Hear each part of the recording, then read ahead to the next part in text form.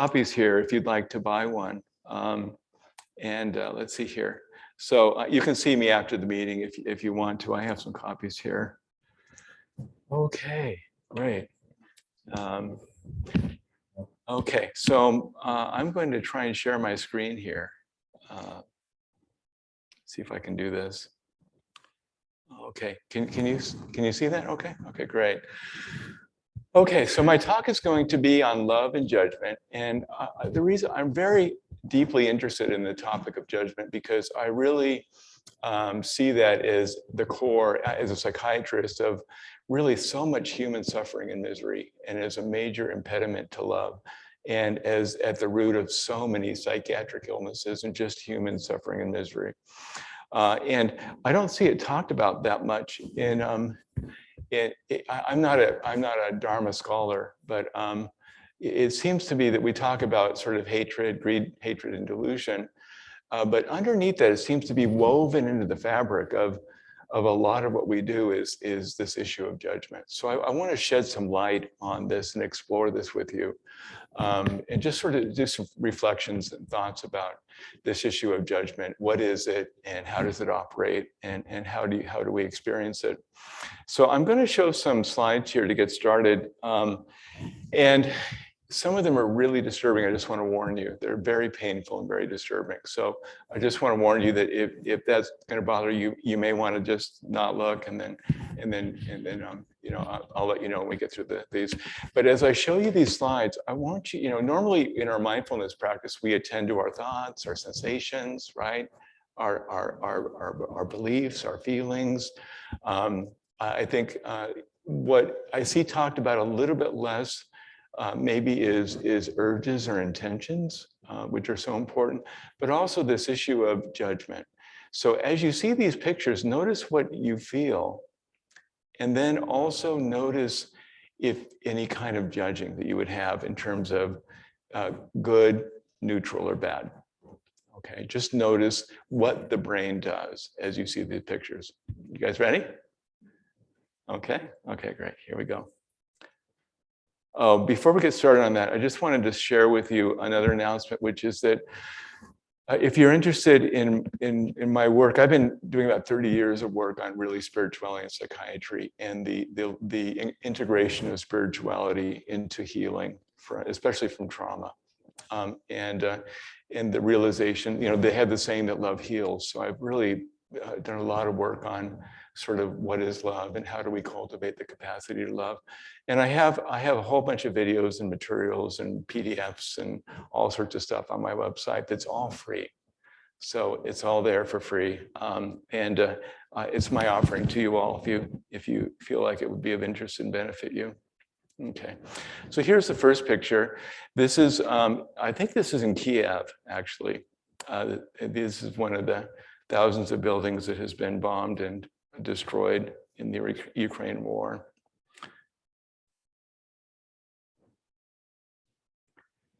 This is a woman who was murdered by the Russians under the direction of Putin, who's dead with her daughter.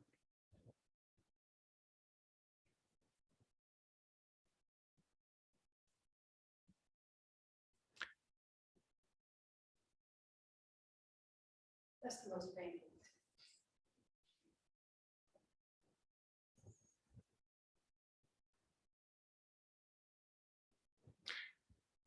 This is in Mariupol.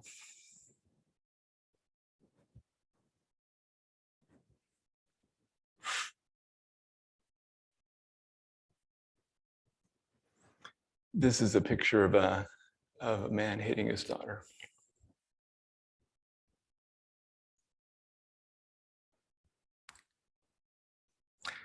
This is a picture of a fly feeding on feces. Notice what you feel when you see that. Do you feel gut disgust? See how nature has designed you and programmed you to respond to this in a highly adaptive way, right? So that this is something that you avoid because it would be not good. I had an experience with my friend Steve. We were backpacking and we came across there were some llamas ahead of us, and there was a big pile of llama poop, and there were just hundreds of flies all over it. And being that backpacking for me puts me into a little bit of an altered state of consciousness.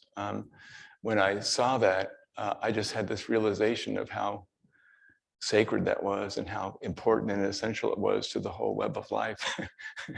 And my friend Steve still teases me about that. I'll say something and he'll go, "There you go, Mike, flies on llama shit." Okay, an angry person. Good or bad?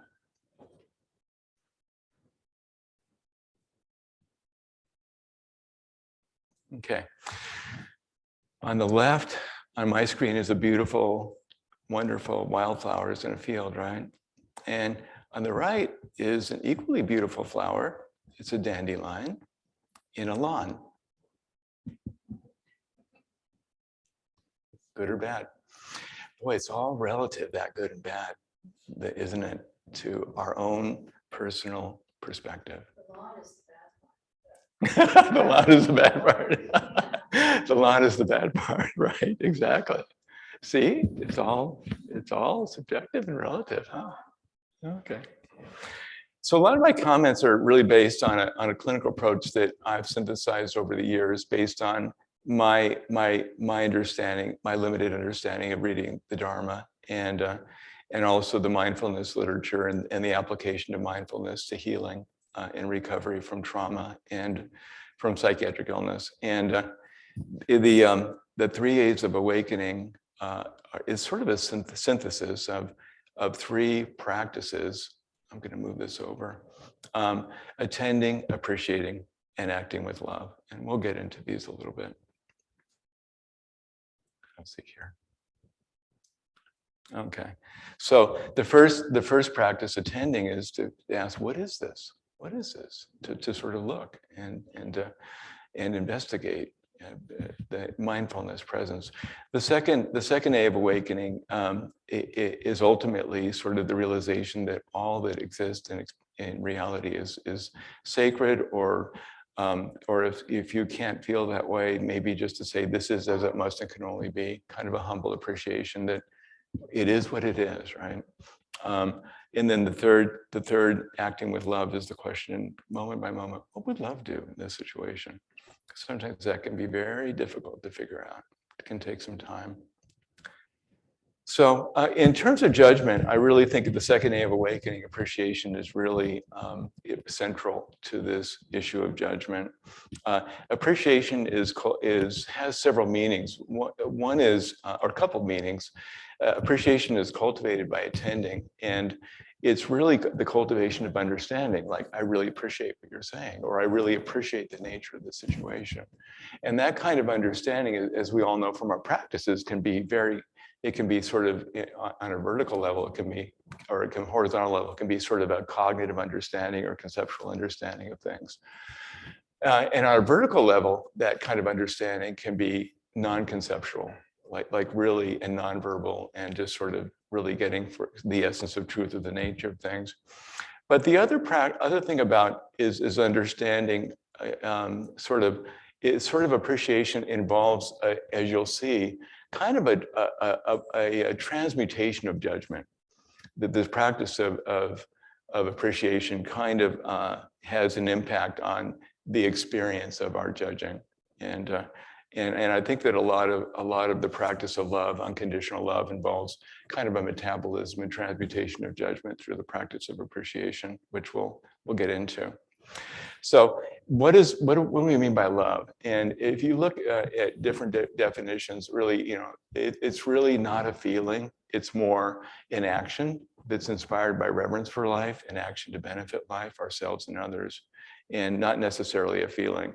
The feeling of reverence, as I'll talk about, is almost more like an attitude, an underlying attitude, kind of like the climate, whereas feelings are kind of like the weather that come up and go. So you can be mad at somebody, but still have reverence for them, and still want to benefit out of your care for them. I think that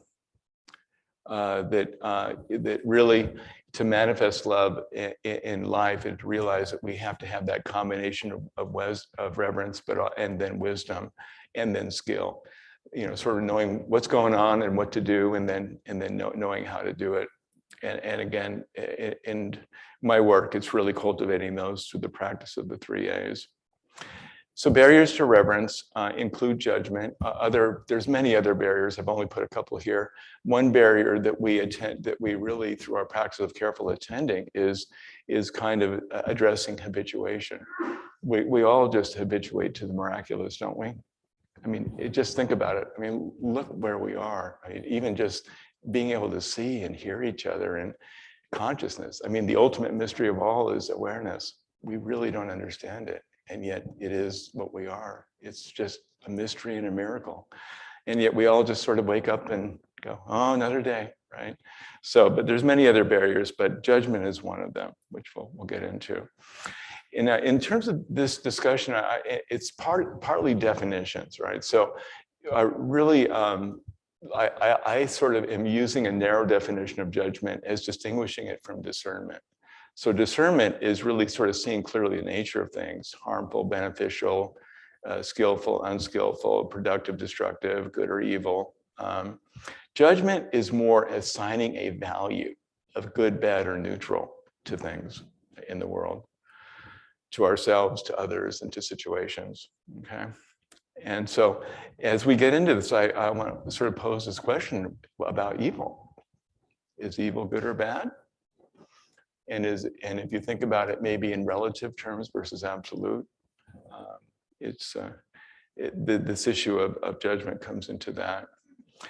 I think the first person who really, or one of the first people in the Western world who maybe had his own kind of enlightenment was Shakespeare, when Hamlet said, "There's nothing either good or bad, but thinking makes it so." And so that was really quite an awareness on his part. This is my best attempt to capture a picture of the universe. Again, what is your sense of your judgment of existence and of reality? As you look within, what do you experience? Because people experience different things, right? Based on their past experience and their brain functioning. So it's really a critical question. So we all have this thing going on where we're judging every moment of experience as either good, neutral, or bad. Everybody, ourselves, everything, right? Every experience that we have, we're unconsciously, automatically assigning some sort of value to this experience, as whether it's good, neutral, or bad. This is, something that we can say, well, is judgment bad, right? And that's a good question, right? Judgment is actually evolutionarily highly beneficial. There is a natural intelligence to nature that we evolve the way that we've become, right? And judgment is there for a very, very good reason. It's really been so important for us to sort of basically motivate us emotionally to go for what we think is good and push away or destroy or avoid, what we feel is bad. But again, it comes at a great cost. And really, part of our awakening practice is to sort of address this neurobiological inheritance that we have of this judging ego mind system that we have. So I really think that part of awakening, there's many aspects, obviously, to awakening, but I do experience for myself, in terms of my own experience, a certain amount of a transmutation of judgment into discernment. Okay, so let's talk a little bit about the neurobiology of judgment and awakening, just sort of a neurobiological background. Here's where sort of the core of the judging apparatus in the brain is. I like to point out the nucleus accumbens and the amygdala. The amygdala is where we kind of feel many raw emotions like fear and anger and pleasure. And that signals from the amygdala get transmitted to the nucleus accumbens. And the nucleus accumbens is a really critical motivational drive center in the brain. And it has kind of two components. One is liking and wanting. or not liking and not wanting. So desire and aversion, the sort of the liking or disliking occur in the nucleus accumbens. And then the grasping or the pushing away, right, also originate in the nucleus accumbens. Now, the activity of the nucleus accumbens is also modified by the rest of the brain. It has more input to it, a lot more input to it than just the amygdala, where the raw emotions are experienced. But that's kind of, this is where liberation's at, right there in those amygdala, in those nucleus accumbens. That's kind of where the work is happening. How do we modify the activity of the nucleus accumbens? It's really through the process of meditation and mindfulness and the practice of presencing. Normally, Gurdjieff talks about how all of us are asleep and we don't know it, right? And during our awakening process, if you see like fMRI scans of meditators, and you see a reduction in what's called the default mode network, which is an area that's sort of in the posterior precuneus in the back of the brain, and then the medial prefrontal cortex, and then connections between them through the posterior cingulate cortex. And what happens is when we become mindful, when we get presence, there's a reduction in default mode network activity. That dies down. And when your DMN is active, because you're in daydreaming mode, right? You're just sort of lost in thought, lost in, like you're going through the motions, but your attention, your awareness is immersed within sort of thoughts and, basic, but kind of a narrative of thoughts and images and stuff that's going on. And what happens when we get present, right? We're sort of disentangling awareness from its immersion, right, in all of that, and we're activating, dampening down the default mode network and having a lot more activation in the dorsolateral prefrontal cortex and also in the inferior parietal lobe, which is kind of one of the key sources for awareness. So what happens is when we maintain presence, we sort of have this dampened activity in the default mode network, and also that leads to awareness, and awareness leads to increased in discernment and understanding, which helps to sort of create a state of kind of disentanglement from the contents of awareness, and allows us to sort of be present with the contents of awareness, thoughts, feelings, motivations, this judging that's going on, to see it and not quite so much be it. To see it and not quite so much be it. Right? So all of you who've had this experience of being very present with your experience, there's sort of that sense of all this stuff going on, but there's a subjective experience of being this field of spacious awareness in which all this stuff is being constructed by the brain for us to experience, right? Okay, so there's a lot more to the neurobiology of awakening than that, but this will give you a little bit of a taste of that. Okay, so what I think is really important to see is that our brains are designed by nature to assign a value to everything, good, bad, or neutral, right? Or somewhere in between, right? So I call it a con-commer, a continuous compulsive evaluator of reality. It's automatic, it's implicit, it's unconscious. I don't know if you experienced that in seeing those pictures, right? It really is linked so much to desire and aversion, right? To those feelings of liking or not liking, right? There's this assignment of value. And with some work, that value can change. Like Claudia said, when she looked at the garden, at the dandelion in the grass, right? Because of her reflection, she reassigned a value. It was the grass that was a problem and not the dandelion, right? So do you see this is mutable through cognitive, through the work of the cerebral cortex? The value that we assign is muted. It's muted. We can change it, right?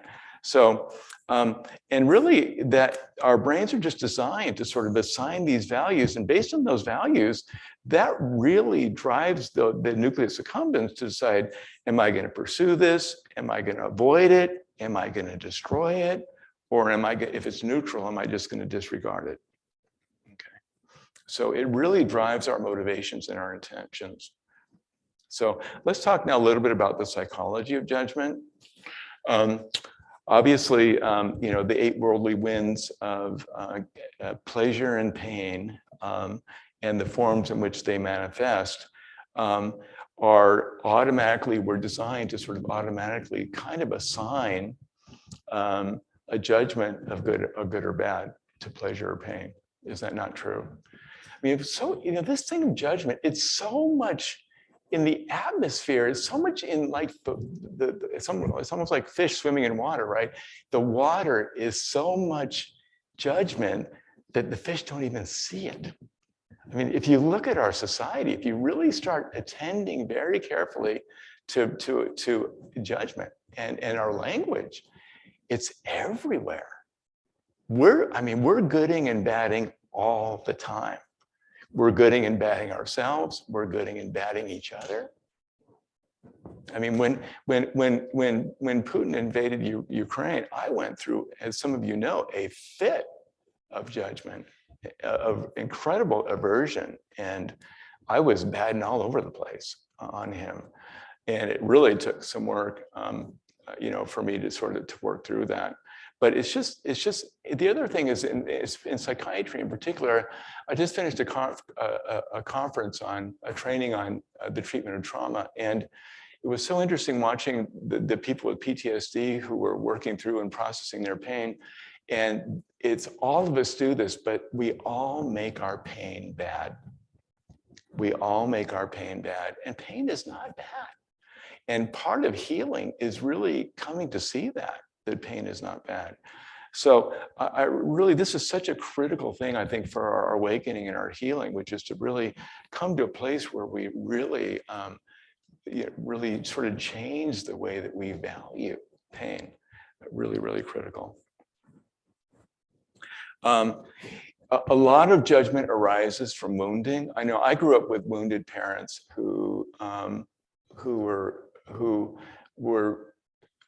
really quite judgmental. And so I grew up in a home where there was a lot of badding of other people. And I don't know if any of you have that kind of experience, but it was really sort of a misprogramming of my own judgmentalism that I really had to address because of my conditioning. I think the other thing is that about 60% of us experience significant trauma and neglect growing up. And we live in I'll say in a pretty wounding world. But growing up, when you experience trauma and you experience neglect, there's something called developmental misattribution, which is that you assume that because you're in pain and that bad things are happening to you, that you are bad, right? And I must be bad because people are treating me badly. Because for a young little child, it's terrifying to think that maybe your parents are bad. And so, and also young little kids are like little sponges, right? So they believe what they receive, right? And so there's really this internalization, and so many people have sort of a core judgment, right? Valuation of themselves, which is bad, that they are bad. And it can be just a pervasive feeling. It's just like a feeling of unworthiness and self-hatred that's just pervasive and just really, it sort of colors all experience for so many people. And so I call that kind of primal shame. And it is a judgment. It's a judgment that's happening in the brain about one's own value and worth. So that's that judgment mechanism at work, and the way that gets triggered in a very destructive way when there's trauma and neglect.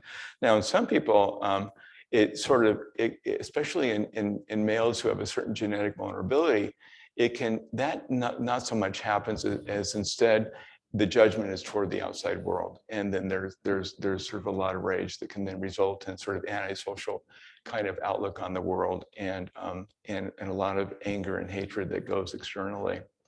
And so this is so important to see our conditioning and the impact of trauma and neglect and on us.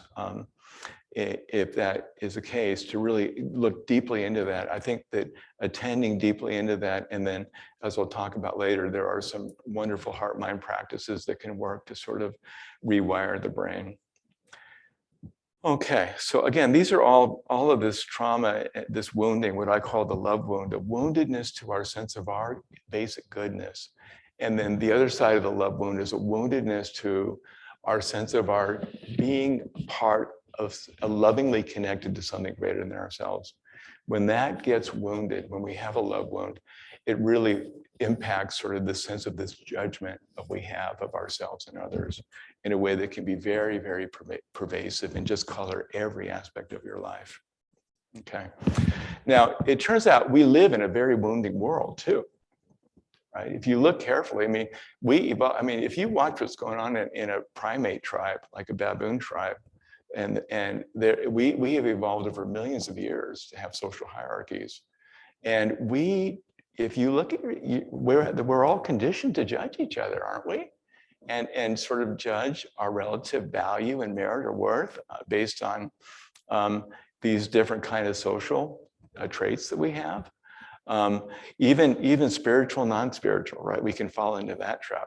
Oh, that person's so spiritual. They're so good. That person, they're not spiritual at all. They're bad, right? So we're gooding and badding on all these social traits, and we're trained to do that. Nature evolved us to do this, and so this is just how our brains work. Okay. Also, I think we have also evolved to kind of other people. We have this sort of in-group. We've evolved over millions of years. Even chimpanzee tribes. If a chimpanzee from another tribe wanders into your tribe, guess what happens to that chimpanzee? They will be murdered, right, by the chimpanzee, because they're part of the other, right? And if you look at our evolution over human history, we have evolved this capacity where we just are othering each other all the time based on our in-group sort of characteristics, and it manifests as racism and ethnicism and religionism and politicism and conservatives versus Republicans, and just all of it, nationalism. And as a result of this kind of othering, which is rooted in judgment, you're either good or you're bad, right? You're one of me or you're not. And if you're not one of me, you're bad, right?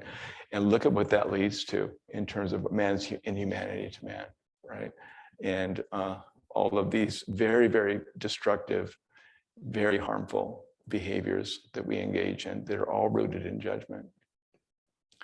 So I think the other thing is that judgment is a valuation. Evaluation is evaluating good, bad, or neutral is an assignment of value. So that has to do with our values. Values are judgments of what is sort of the true, the right, and the good, right? That's right. What is good? And so in our society, I really see with advertising and unrestrained capitalism and commercialism and consumerism and materialism, right? We have fallen into the seduction, right, of the meaning of life is to have as much pleasure and comfort and power and wonderful pleasure experiences, gratification. The meaning of life is to have as much gratification as possible. And so, that is in tension, is in a tension in our society with more spiritual goals that we all are pursuing here, because we understand that this kind of judgment of what's the true, right, and the good, that it's not what society is telling us in the advertisements that we see every day on TV. Okay. So again, the judgment that pain is bad, nobody wants to be in pain. One thing that's about all of us human beings is we all want to feel good and we all don't want to feel bad, right? That's the way our brains are constructed, right? So our life agenda, if for very good reasons, is to kind of like minimize our pain, right? And so what happens when there is pain if we judge it as bad, right? If we judge it as bad, it really leads to a resistance of our pain and an avoidance. And I have to say, a lot of my work is rooted in avoidance of pain. It really is, because what you resist will persist. And really, to heal, you have to sort of work through that judgment as pain is bad. You really do, and get to a point of seeing pain as something which is necessary and valuable.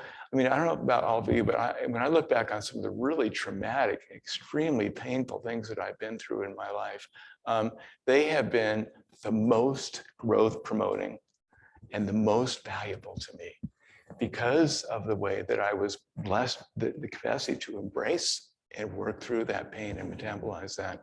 And that's why so much with trauma that there's this experience of post-traumatic growth, right? And where really our wounds can be our gift. And I think Jung said that that God appears through the wound or something like that. But it's so important for us to sort of to really look very carefully at our own pain and the way that we judge our pain, right? It's so important to sort of really transcend that judging of our pain as bad. So important. Okay, so look at the world we live in, right? We live in a judging world, right? At the end of this talk, you're all going to have some judgments of me and of this talk, right? I mean, we go see them, right? And I mean, you go on Amazon, you see like stars, right? Like everything has a star rating to it, right? Books and everything, right?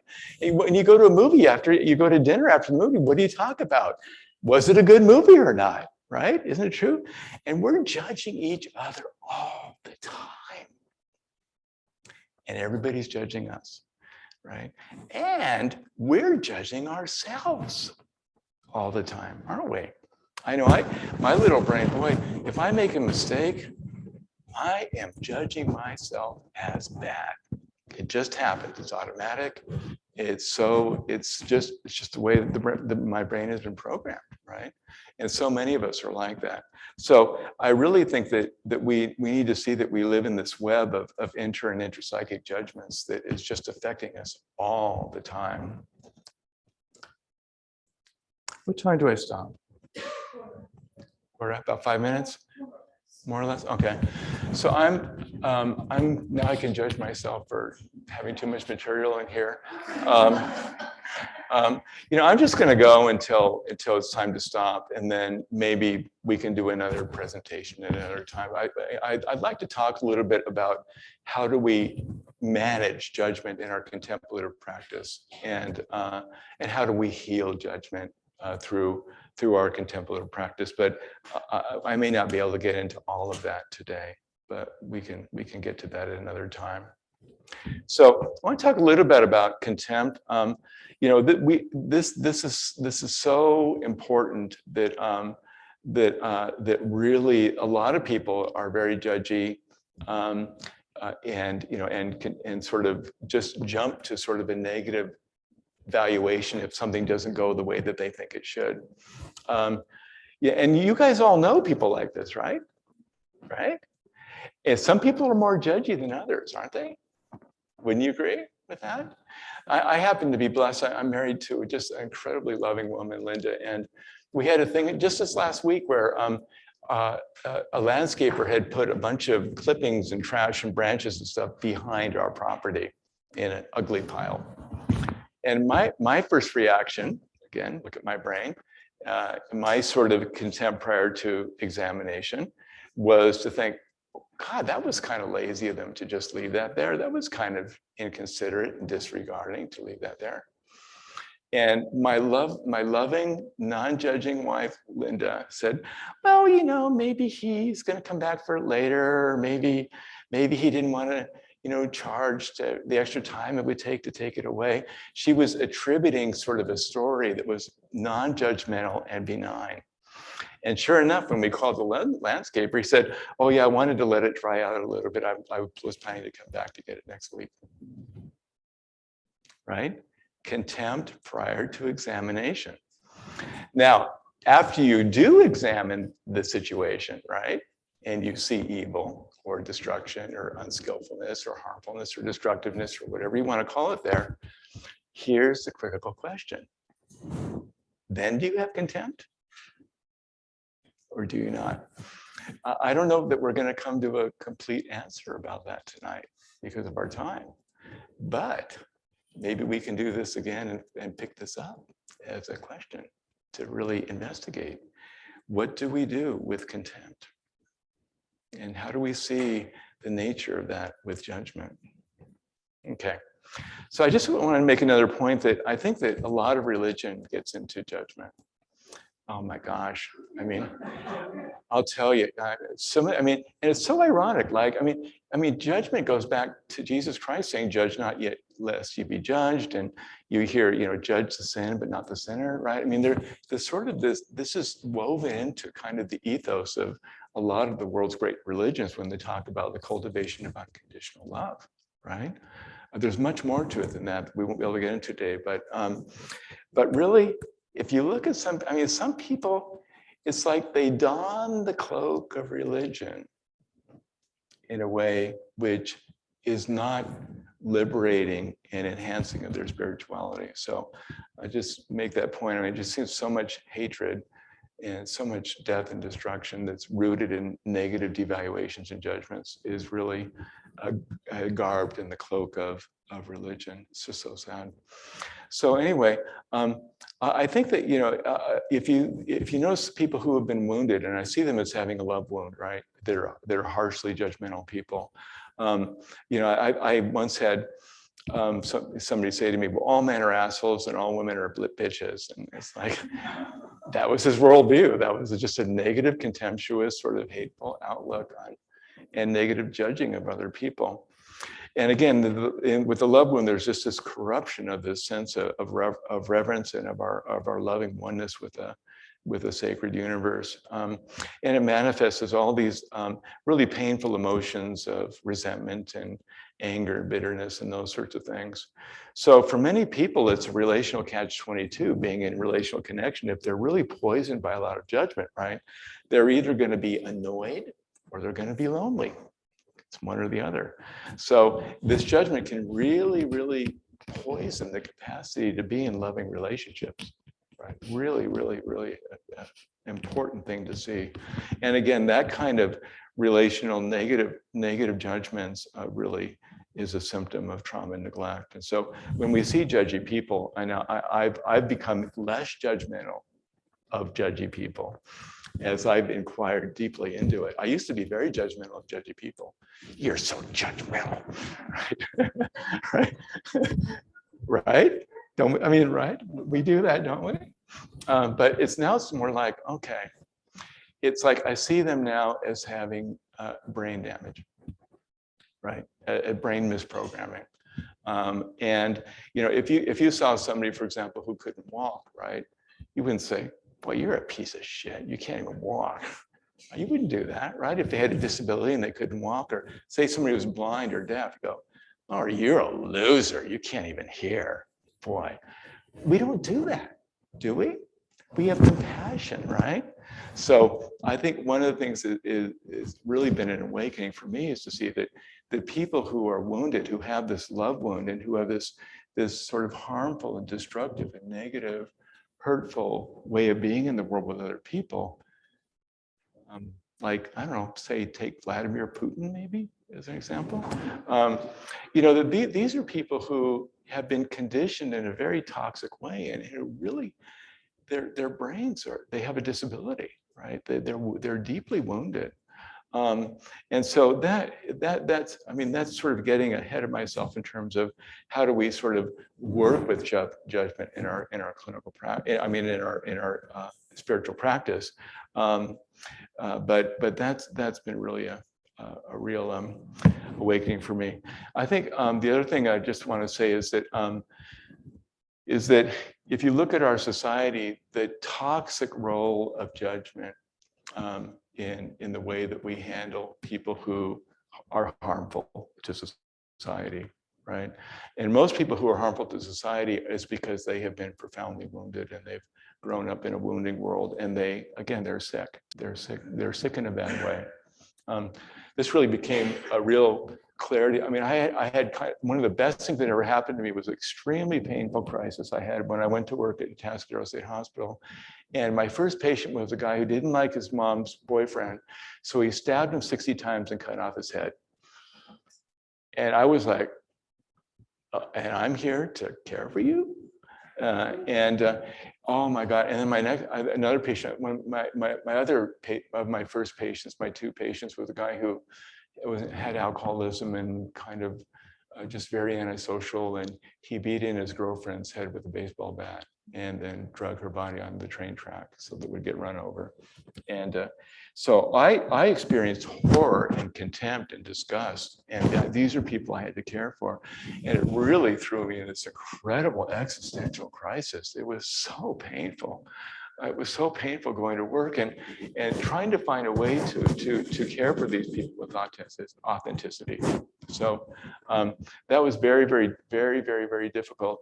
And that really forced me to really look at my own judgment and to really look deeply at my aversion and my contempt and judgment of these people. And so I just want to say that I think there's a little bit of that for all of us in our society, just the way that we look at criminals. I mean, even that word, you're a criminal, right? I mean, think, what are the tones of that, right? And as a result of that, we have judges who I think we should change the name of judges to discerners.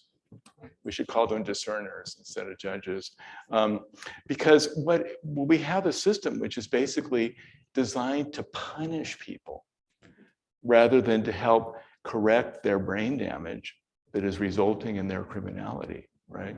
And systems like in Finland and there are other countries that are much more progressive. But what do is we throw them into prison. And prisons are run by the gangs, right? So it's a criminal society. It's a very low level functioning, and we further traumatize people and we further cultivate criminality. Again, all of this is rooted in judgment.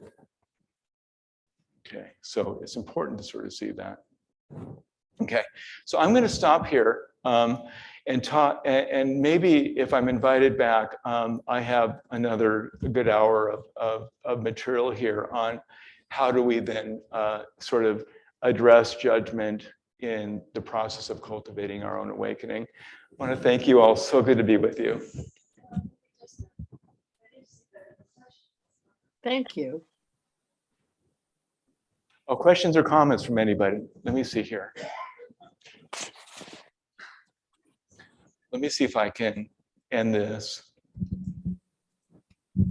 and stop the share. Okay. And then see, how do you see who has questions? Well, so James has a question. We can stay till 7. Oh, we can? Okay, great. Oh, super. Really? Oh, good. Okay, great. Thank you. James. Yeah, thanks. And thanks for the great talk, Mike. And the slides, of course, were, I'm sure, very powerful for everybody. I was watching pretty carefully my reactions, and the one that hit me the strongest, probably true for a lot of people, was the little girl with her dead mother. Pretty powerful.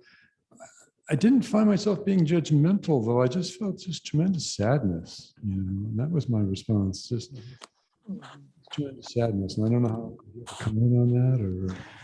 I think my judgment arose for me when I sort of saw that this picture came from Ukraine, and I knew that it was a result of war that was started by Putin. And so I followed the chain of causation to just the senselessness of causing such terrible misery and destruction. And so the judgment for me went back to really an aversion towards Vladimir Putin.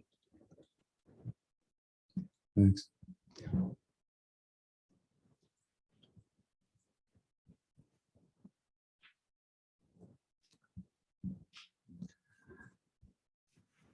Oh, there's a hand up. I'm going to take this. Is it okay if I take this hand? Okay. This is Ray. Hi, Ray. Hi. Hi. I want to thank you for your talk, and I look forward to part 2. Could you speak to perhaps a comparison of judgment and wise discernment? What is wise discernment? Okay, so discernment is just sort of value neutral in a way.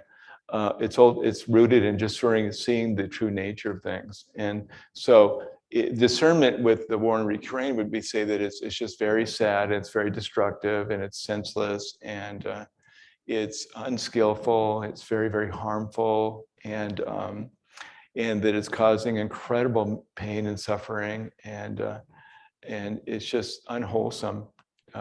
So that's discernment, right? And then there's sort of judgment is again kind of there's sort of two qualities to it as I see it anyway. Other people may have different ideas, but sort of an absolute versus a relative quality to it.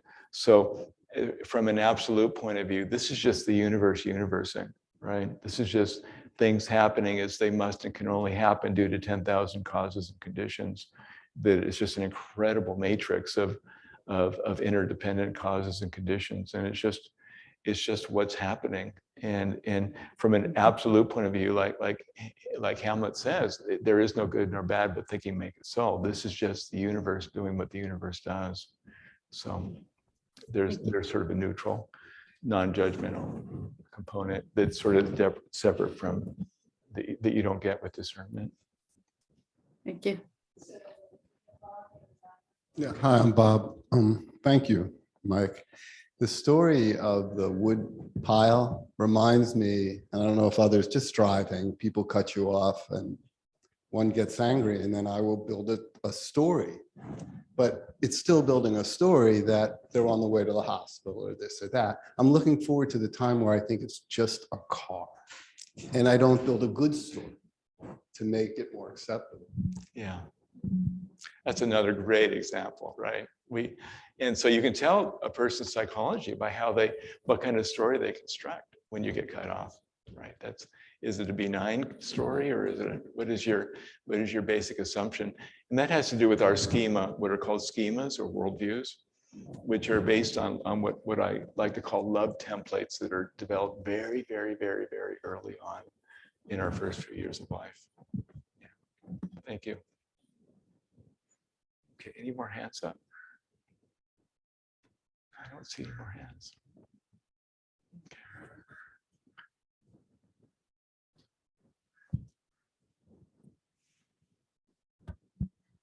I think to get back to the idea of discernment, and it seems to me, and also what James said, and Ray's question, that when I look at those images, there's a matrix, to use your word, and just as an interesting comment, matrix comes from the word for womb, but there's a matrix of, or like a kind of a collection of things that I feel.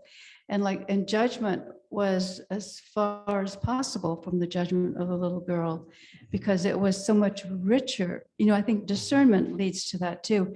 It's a much richer array of feelings, grief, compassion,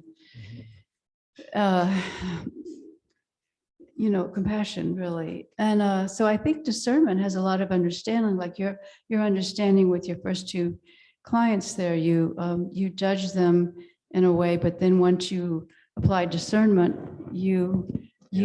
that involves understanding and what was the other word you said? And a discernment and understanding and compassion for them, and that wisdom and insight let you have skillful means to help them. So I think the Buddhist approach is to see things not from a point of view of disregard, like almost if you say, well, the war, it's all these people and all this, so that it's a kind of a not taking a position. But if you take a position, you could, in something like with a lion and the zebra, it's or even the fly and the poop. I'm glad the fly is taking care of it, so I don't have to take care of it. But also with the zebra and the I feel compassion for the zebra, but I'm not really judging it because it's the way of life for those animals. So it's a kind of it's a complex of things that I Yeah. think go in to this. I don't think Yeah. I mean, you can have a judgment pure and simple, I think, but Yeah, it's complex, I think. yeah.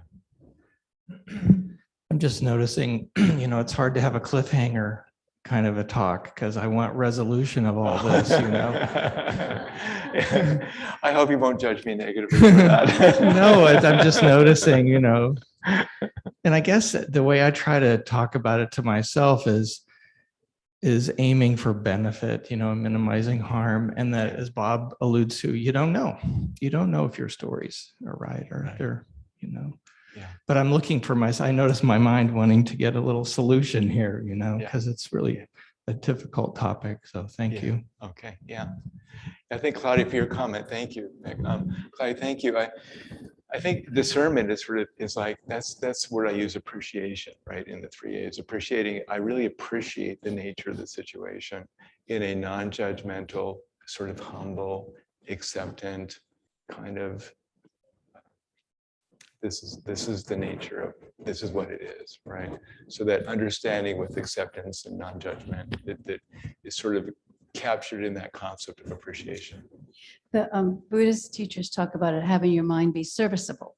So when you have a certain ability to focus Mhm. and move away from what you called it, the default, Default mode network. Right. Yeah. Like, for example, I heard this story once, some of you might have heard it, but it was about two cars coming on the same road, but going in opposite direction. It was a curvy mountainous road, and this woman was in one. She comes around the curve and she sees another car and happens to have a couple guys in it. She says, "Pigs." She yells out, "Pigs." And they yell out, "Bitch." And then they get around the curve and they see that some shepherd has got a bunch of pigs in the road there. Yeah. So, I mean, if the mind is serviceable, he can readjust and say, "Oh, now I see she was kind and helpful." Yeah. Whereas if somebody is set in there, don't have a malleable mind or serviceable mind, they'll just say, "Well, she's a bitch anyway," That's a great story. Yeah. Yeah. I'm judging that as a good story, right? That's a good one, too.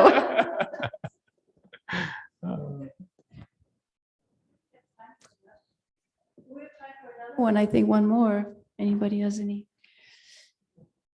anything? I know it's about 7:30, but still one more. Any more comment? Anybody on the Zoom land? Just unmute yourself and go ahead. No? Okay. Okay, well, thank you so much. This Okay. was great. This was Okay. really, really wonderful. Such a Okay. rich Good. topic. Okay. Thank you so much. Thank you. Thank you.